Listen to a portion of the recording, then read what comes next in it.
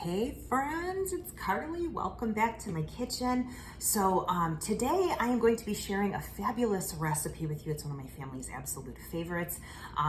It's kind of a comfort food, but it has a little bit of a lighter appeal. So it's not as heavy as some of the other kind of comfort foods. It is a pasta dish. The dish we're going to be creating tonight is called Tuscan Herb Chicken Linguine.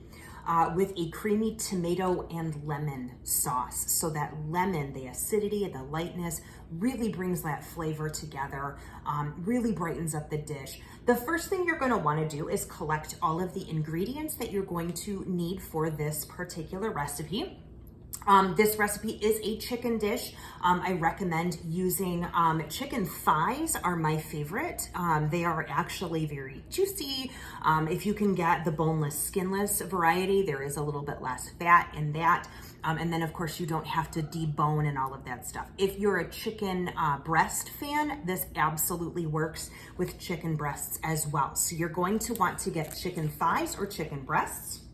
1 to 2 lemons. It really depends on your taste. If you like it to be a little bit more lemony, you can do 2 lemons, but 1 lemon will suffice as well. You're gonna wanna get 2 nice ripe Roma tomatoes, about 6 cloves of garlic. I like garlic, so I like to add a little bit more. Plus some of my cloves, you'll notice, are really tiny. So the equivalent of about 6 decent size cloves of garlic. You're gonna need Parmesan cheese. Yes, you can get the shredded Parmesan cheese if you want to. I recommend anytime you're able to grate your own cheese. It's more cost effective. The flavor is better. You don't have the added ingredients. All of the shredded cheeses, pre-shredded cheeses, actually have additives in there to prevent caking and sticking. When you grate your own cheese, you don't get that. So if you're doing like an Alfredo sauce or a cream sauce and you use pre-packaged shredded cheese, you'll notice a grainy texture instead of that velvety, smooth texture that you can get, that restaurant quality. So this is a block, just a little wedge of Parmesan cheese, which I will be working with later. Of course, we need to have linguine because this is going to be the pasta that we're using. You could use any long kind of noodle if you like angel hair, if you like fettuccine, if you like linguine, if you like just regular spaghetti, that would be completely fine. Linguine is what I have on hand today. Of course, you're going to want to have salt and pepper and oil and stuff like that on hand. But this is the Tuscan style herb chicken meal mix that I'm going to be using today. And this will be flavoring that Tuscan herbed chicken linguine. So the next thing I'm going to do is start prepping my work surface. I'm going to make sure that I wash and dry all of my produce. And then we're going to get cooking. I'll see you back here in just a minute. Okay, friends, so before I start showing you how to prep your vegetables, I did mention, or I forgot to mention rather, that you're also gonna need about a cup of cream cheese. This is just whatever you get out of, it can be whatever brand you would like. So don't forget to put that on your shopping list as well. So what I'm doing here is I'm chopping up my Roma tomatoes. First of all, I'm using our flexible cutting mats. They come in a set of 3. These are actually really cool. They have little cheat sheets on them, so you know what kind of knife you're using. This has the different measurements as far as like whether you're julienning, large dice, medium dice, small dice. All of them have the ruler or measurement across the bottom. The one that I'm using right down here underneath my produce here has different forms of measurement that's not like, a measuring spoon. Like the tip of your thumb is approximately a teaspoon. The total of your thumb is approximately 1 to 2 tablespoons, so forth and so on. So this is just a rough kind of a medium chop of my tomato. That's going to be going into my sauce and it will cook down. I like when I'm cooking with tomatoes, especially if I'm putting them in a sauce, I like to take the seeds out of the tomato. I love the seeds of a tomato, but they do have a tendency to be a little weird in a sauce. Now, the easiest way to do this is just to cut, there's a little membrane you can see right here, and then there's seeds on either side of it. So you make a small little cut there and a cut there, and you just kind of push your thumb right down the middle of that seam and just kind of de-seed. It almost just pops right out. See how that is right there? These will go into, you could do compost, you could put this into a Ziploc bag and freeze it if you wanted to put this into a stock that makes a delicious vegetable stock. Or of course you could put it right into the trash can if you're not into doing that kind of stuff. I'm going to use my Santoku knife here just to give this a real quick rough chop on my tomato. And again, that's 2 tomatoes of the Roma variety. Now I'm going to go on to using my adjustable zester. You'll notice that it comes with a blade guard. All of our blades, whether it's a grater, whether it's a knife, anything that has an edge on it that could potentially harm your fingers, does come with a guard, so that if you were to store this in a drawer or a cabinet and you go to reach in there, you're not going to injure yourself. So definitely make sure that you get this with your order and put it on when you go to store it. Why is this adjustable? Well, because the handle adjusts to however you want to do it. You can lay it flat and put it right over a bowl. You can also put it tabletop. You hear it kind of snap into place there. So you can put that tabletop and do your zesting like that. And then of course it folds flat and tiny for easy storage. Our adjustable zester also comes with this fabulous little doohickey. I'm going to take the blade guard off now, so I've got to be real careful. This little doohickey is a hand guard or finger guard. It goes right over the blade. If you were doing something like zesting chocolate or zesting nutmeg or something like that, it's best to use this, this finger guard so that you don't get too close to the blade and hurt yourself. Today I'm going to be zesting a lemon, so clearly that's not going to fit into this tiny little thing. I do recommend using the finger and hand guard whenever it calls for it. Because these blades obviously are meant to zest and, take that skin off of whatever you are zesting. Now, if you're not into, or if you haven't started yet, I highly recommend getting a fine grater, a microplane grater, or a zester so that you can start benefiting from using the zest of different fruits, especially citrus. I mean, the lemon itself is of course delicious. It's tangy, it's light, and you're going to be using what? Pretty much the juice, right? Well, did you know that the outer portion of this lemon, this zest, is like free flavor, and it is a huge punch of flavor. Now you have to be careful because you'll start to see where it starts to get white. That is the pith. That is really bitter, and you don't want that in your food unless you're like totally into bitter stuff, man, which, I'm not. So, you just take the very tiny little first layer of this off, zest it right down on your board, and then you've got your zest. And this is actually going to go in the sauce and really lighten up that flavor, as well as the juice of a lemon. So this is all set here. This will go right into the dishwasher when it is when you are finished using it. So I'm going to put that to the side, and you see all this gorgeous lemon zest. It smells so good. That's one thing I wish with my videos, is that I could have you guys smell what it smells like in here. So now what I'm going to do is just quarter my lemon, because I am going to be squeezing this into my sauce in a little bit. In the background over here, you'll notice on my stove, I am heating water for my fettuccine. I'm sorry, not my fettuccine, for my linguine, over in the Rock Crock Dutch oven. So that's on the right-hand side of your screen.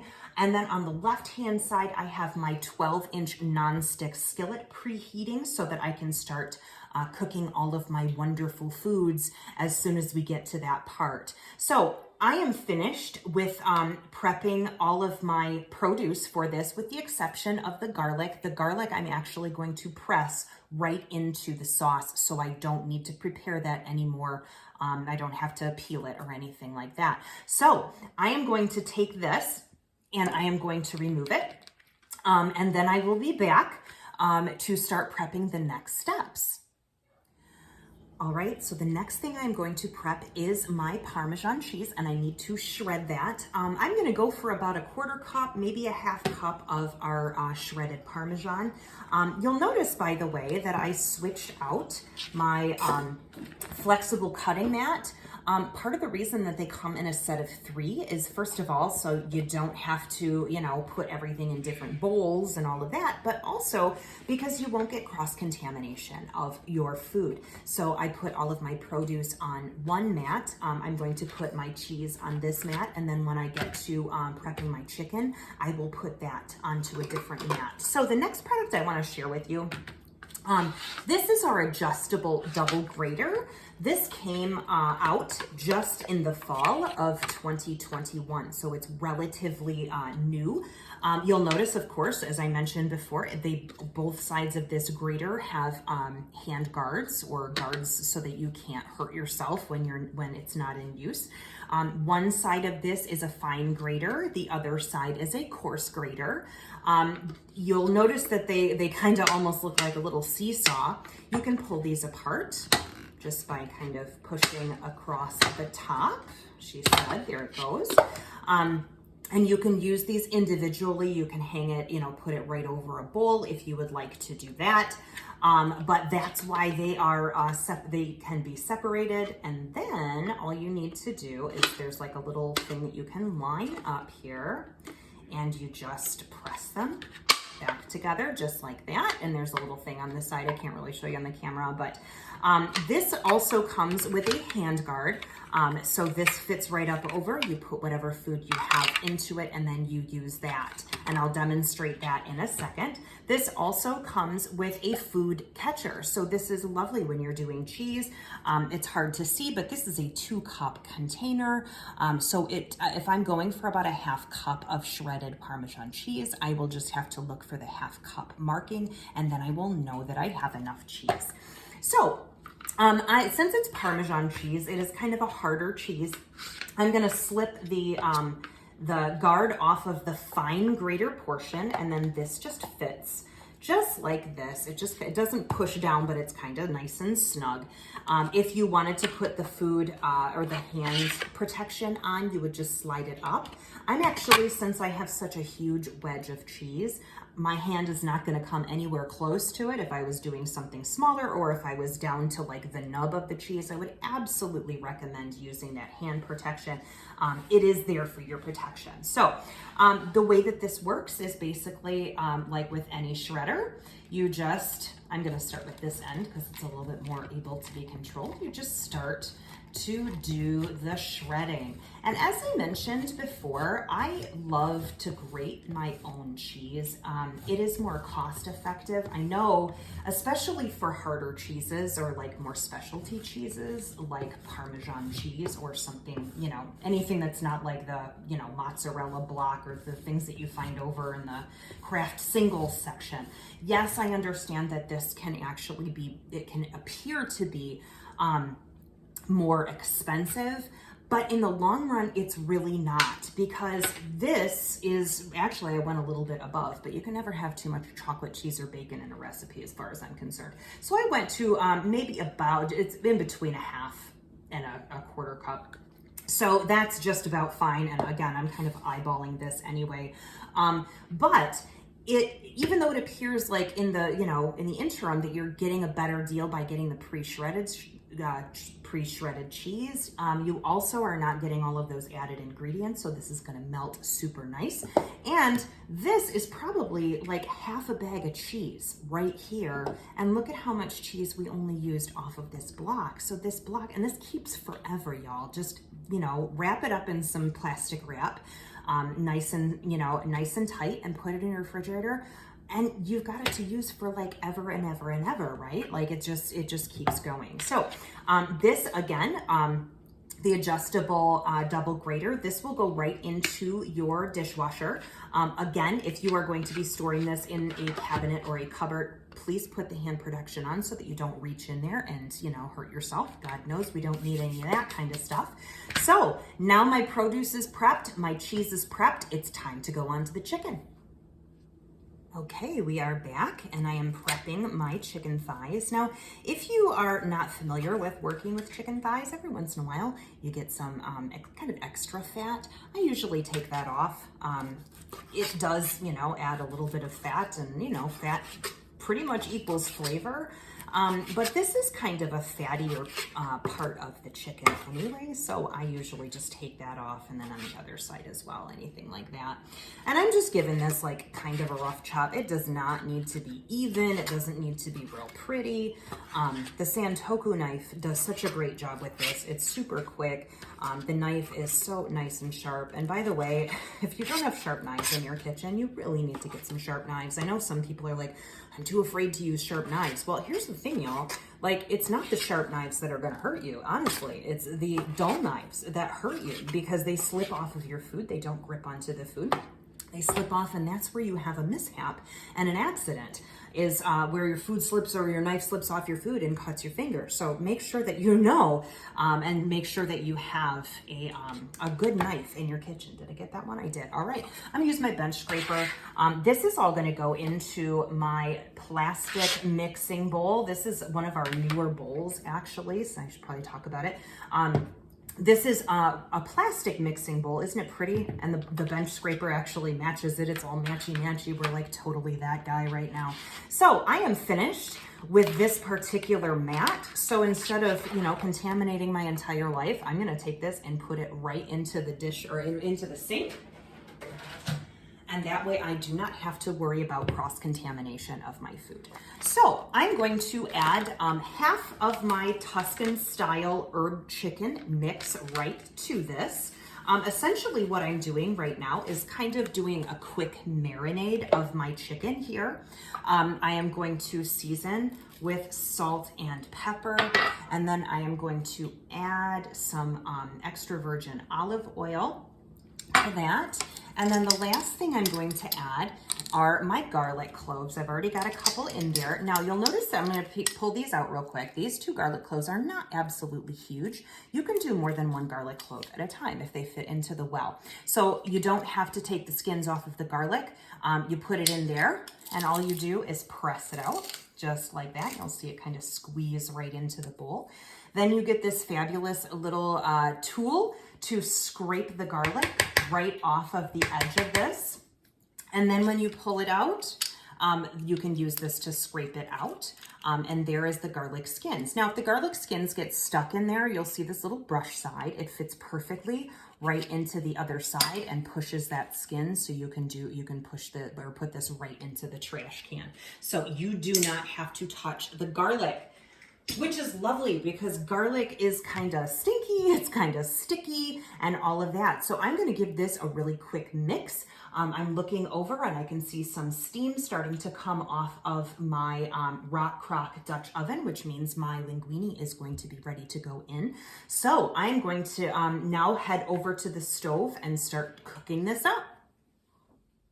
Okay, here we are over at the stove. You can see that my water is almost up to a boil over there. So that is almost ready for us. And then I have a nice hot pan here. This is my 12-inch skillet. I did put just a touch of oil in there, and I'm going to go ahead and add my raw chicken. It's gonna sizzle. Woo-hoo!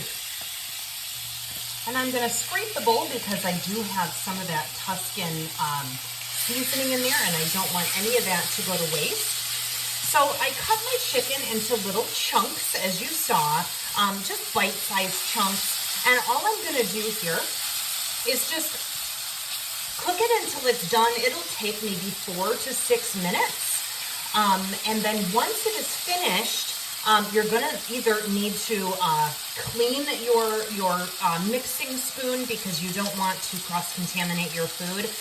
And you definitely, we're gonna pull this chicken out so that we can make the sauce. You'll want to have another bowl ready when you pull your chicken out, so that you're not putting it back into the same bowl that you had your raw chicken in. So as soon as this is cooked out, I will pull it out. I'm gonna go ahead and get my pasta cooking, and then we'll come back and start making the sauce. Okay, so my chicken is finished cooking. You can see it chilling back there in my stainless steel mixing bowl. Next thing I'm gonna do is start our sauce. So I'm gonna grab my new and not tarnished with raw chicken mix and scraper. And all that, you don't need to wipe out your pan. There's going to be some residual fat and maybe some fond in the bottom, which is like the little brown bits of chicken. That is all flavor, my friends. So do not wipe your pan out. You need that chicken fat. You need the residual olive oil to start your sauce. So I'm going to put my tomatoes in here. And I will season this with maybe a little bit more salt and pepper. But first, I'm going to just let these tomatoes cook down a little bit. We want them to be soft in our sauce. So these will cook for, you know, anywhere from 3 to 5 minutes, depending on how small your dice is. In the meantime, I do have my linguine in the back there. It is cooking up. So once that is nice and tender, I will be draining it. Before you drain your pasta, make sure that you grab a measuring cup or something and set aside at least a half cup to a cup of that pasta water. That pasta water, first of all, you should salt your water so that water will have a little bit of salty flavor to it, but it also has the starch, residual starch from the pasta, and that will help both to thin and to make our sauce nice and viscous as well. So I'm gonna go ahead and finish cooking these tomatoes down. I'm gonna check on my pasta and then I'll be back with the next step. Okay, it has been a couple minutes and my tomatoes are looking and smelling amazing. You'll notice that they are starting to cook down and almost look a little bit more sauce-like just in and of themselves. They will continue to break down with the heat and kind of become more sauce-like, but they are ready for the next step of making our sauce. So what I'm gonna do is I'm going to add the rest of my Tuscan-style herb chicken mix into there and just kind of move that around a little bit. Sometimes, if you want to do it this way, you could actually put the Tuscan mix right in with your tomatoes and it can kind of roast together, but either way you do it is completely fine. So now that that is nice and incorporated, the next thing I'm gonna do is take my cup of cream cheese and I'm gonna just kind of plunk it down right in there. I'm gonna move it around the pan so that it has it comes in contact with that cooking surface, and of course, as it comes in contact with that cooking surface, it is going to start to melt down and become a little bit more melty for our cream sauce. So I'm gonna check on my pasta, and just a couple of minutes, once this is melted down, we will start to add the rest of our ingredients and get this meal underway. Alrighty, so I'm gonna switch from my mix and scraper over to my sauce whisk because as you can kind of see down here in the pan, well, I guess I can bring it up to show you, it is all kind of melted together. Doesn't look like much of a sauce quite yet because we haven't added our liquid. So you'll see back here I have my rock crock with one of my stainless steel mesh colanders just over top of it. My linguine is finished up and it is ready to go. So for my sauce, this is what I'm going to do. Remember all that beautiful Parmesan cheese? I'm gonna go ahead and pop that right in there. I'm going to use my citrus press and I'm going to press some lemon juice in there. Love the citrus press. It makes sure that you don't get seeds in whatever it is that you're pressing. And of course you get that delicious lemon flavor. I'm only gonna do 3/4 of the lemon in the sauce because what I'm gonna do with the last quarter of the lemon is I'm going to just put it into little wedges and then everybody can squeeze the fresh lemon juice right over top of, oops, squirted me. They can squeeze it right over top of their pasta. So you see how that works right there. Now that we have a little bit more liquid to work with, you're gonna see this start coming together as a sauce. Now, if you remember, I had you reserve some of the pasta water that you had, and that's where this is gonna come into play. How much you use depends on how wet or how viscous your sauce is. Right now, this is pretty thick, so I do want to thin this out a little bit. So I'm just going to put a little bit in at a time, and that, of course, is the reserved pasta water.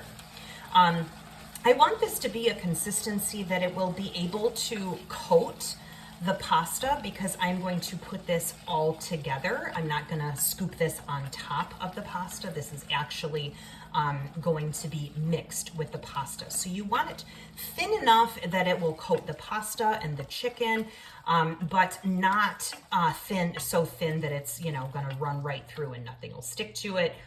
So this is looking pretty good. You can also add more water if you get the pasta in there and realize, oh shoot, it's not wet enough.